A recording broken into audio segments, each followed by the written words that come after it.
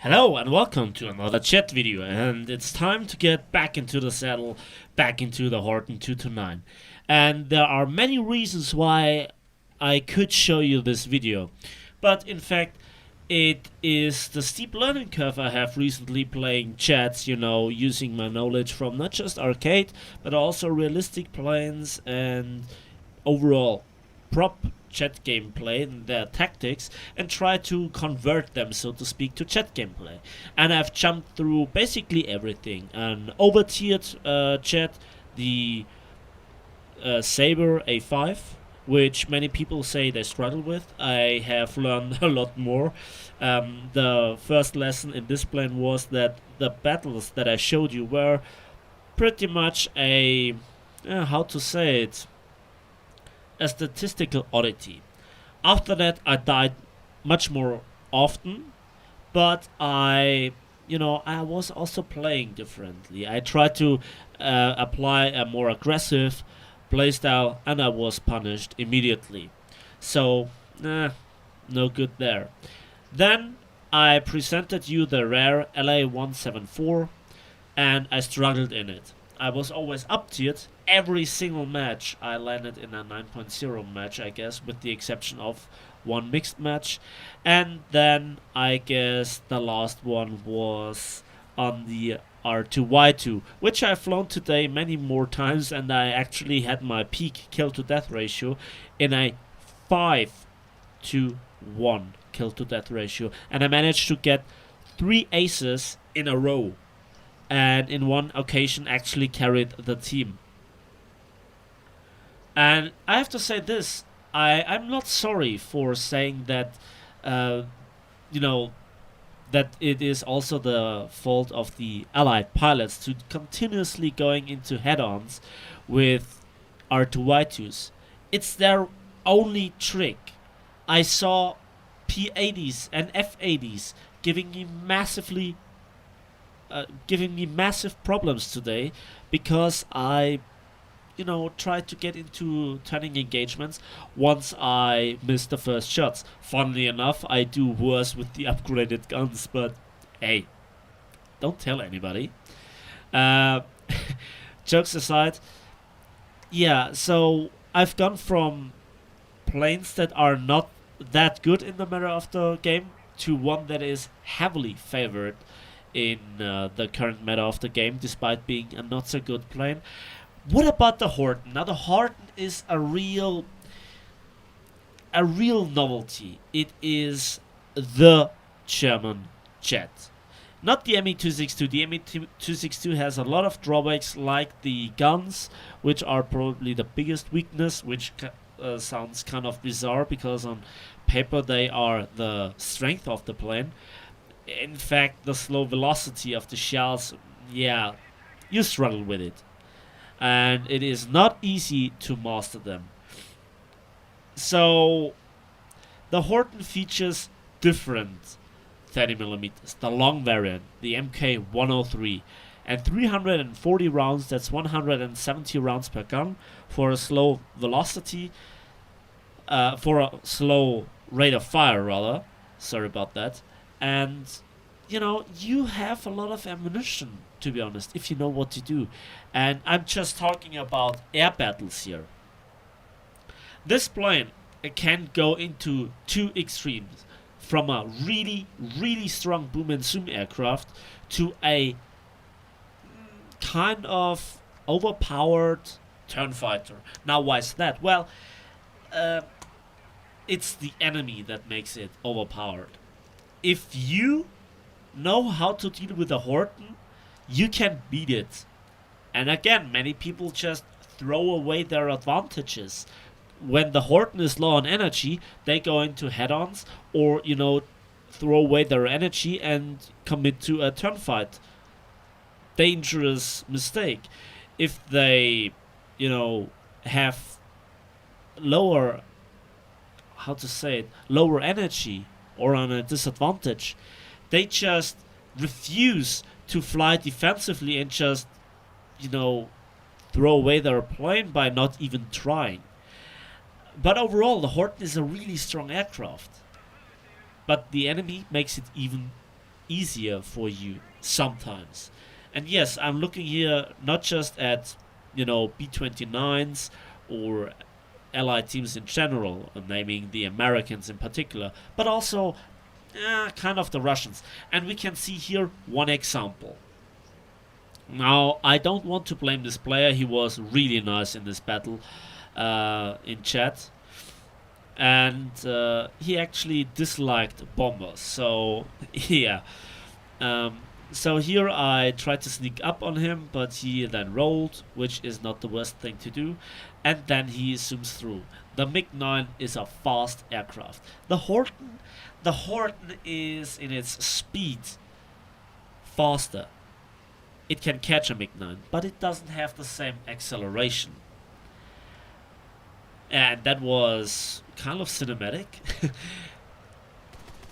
And here I tried to long range snipe him, but you can see the accuracy of the guns is horrible. They are horrible, and that's kind of a balancing factor. Because if those guns, remember you have just half the firepower of an R2Y2 gun number wise, and you also have, lower ammunition, but, gun for gun you have a bit more. 170 instead of 150, but numbers, who cares?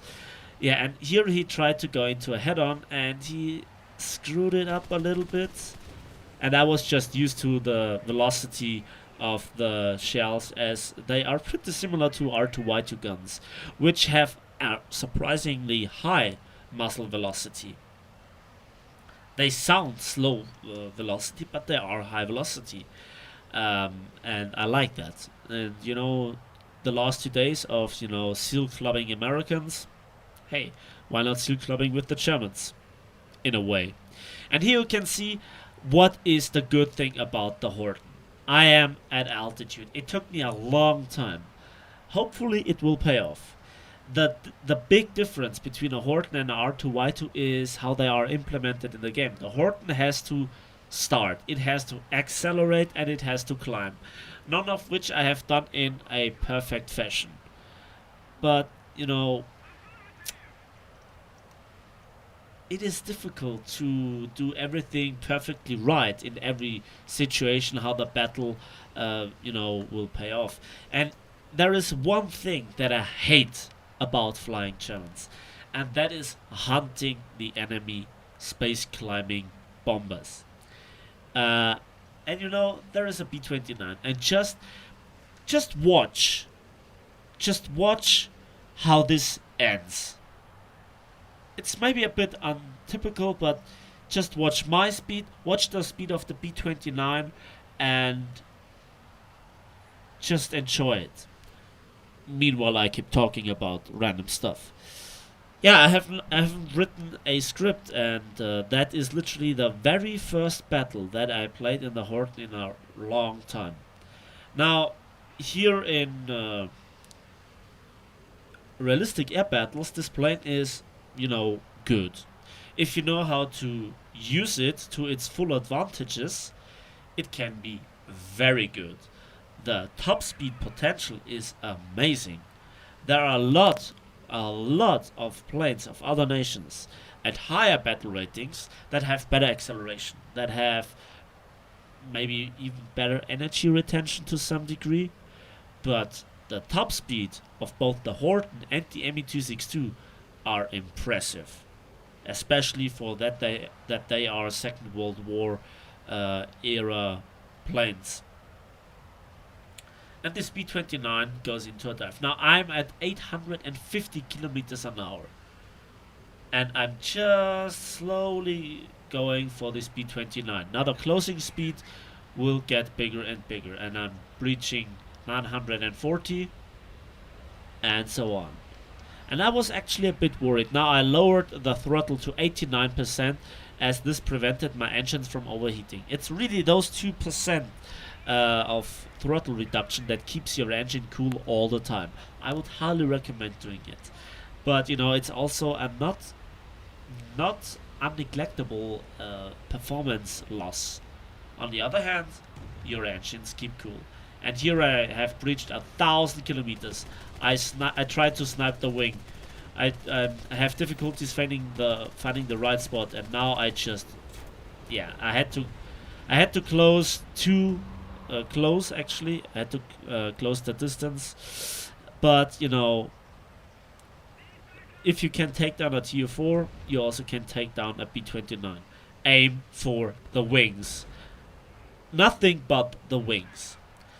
Now there is a second aspect of the Horton. Now I've presented you the high speed uh, aspect, and it did well. And if you have looked at closely at the energy retention, also the climbing potential is not bad.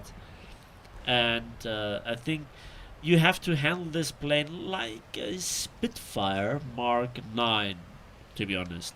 You can get to good speeds. The Horton can tier for tier reach better, but it also can turn. But you have to be careful about snapping your wings. And now I'm in a turn fight with two Meteors, which are very maneuverable jets. And you know, arcade dogfighting skills and situational awareness, I still have it. Snapping the first one. Where's the second one? There he is. I knew that he couldn't fulfill the turn before I sniped this guy. If I had taken a bit longer to take down the first meteor, I probably, yeah, would have interrupted the engagement of the first, and would have turned against the second one. And now you can see I actually have to take care of not snapping the wings, and I sprayed a little bit hard there. That cost me a lot of ammunition, but I took them down, both of them, in a single engagement. They can't run away, and they effectively have difficulties turning against me. The Horton is, in the long run, better than the Meteor. The Meteor has the better weaponry system, I guess, in a fighter versus fighter engagement, even in a head-on. I would prefer the Meteor, as the guns are just better. The shot density is better, the accuracy is better. Yeah, and also you have them all extremely nose mounted. Those on the Hortons are more in the, yeah, wing roots, you would say, on a normal designed plane. On the other hand, the Horton has a third really ugly face, and that is in ground forces. Now, while I personally have never encountered a Horton, or maybe once, because I'm not playing that much realistic and I haven't gone into those late engagement scenarios with any other nation's planes, or tanks rather. I, joined a lot of custom battles, and I once asked a friend of mine, Pixie, why there is so much hate against the Horton. And I knew from, the old ground striking days on Sicily, where you could one-shot people, or not people, but tanks, those AI tanks, especially on Sicily. Two Hortons, if you didn't engage them early on, when they have good pilots, they just could, make two strafing runs, and all the tanks would have been dead. And it happened numerous times. Together with, in the early days of the C3 Arado, the C3 Arado bullied the fighters of the enemy team, suppressed their climbing ritual, so to speak, and the Horton just ground strafed the hell out of the AI units. And so a high win percentage was not uncommon.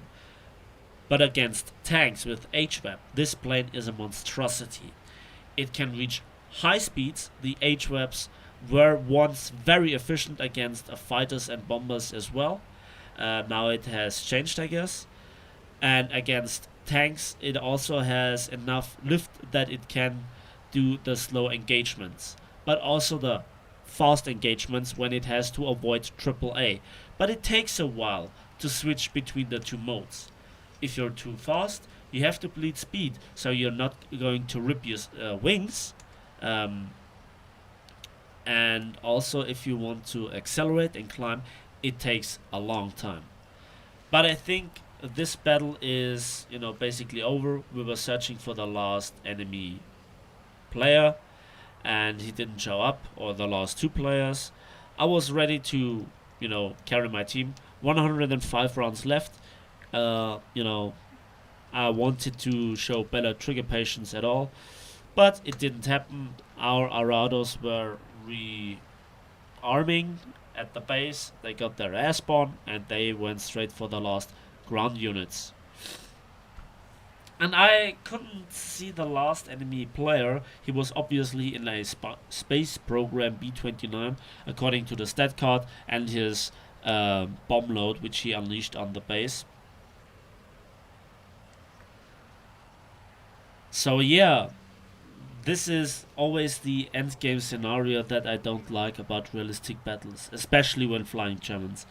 You basically have won the match already, and there you can see the C3 Arado was ground strafing the hell out of the enemy vehicle column. And that's the game. So let's have a quick look at the post-battle result screens. And for 4 kills and 1 critical hit, I got 65,000 silver lions and 4,534 research points. I was second in team with 2,410 score points, behind this really good performing C Arado with 4,077 score points. So that gives you a rough idea how much ground striking pays off these days against, or at least score point wise. So anyways, thanks for watching, thanks for listening, hope you enjoyed this video. If so, please give it a like, subscribe if you want to see more, and see you in the skies.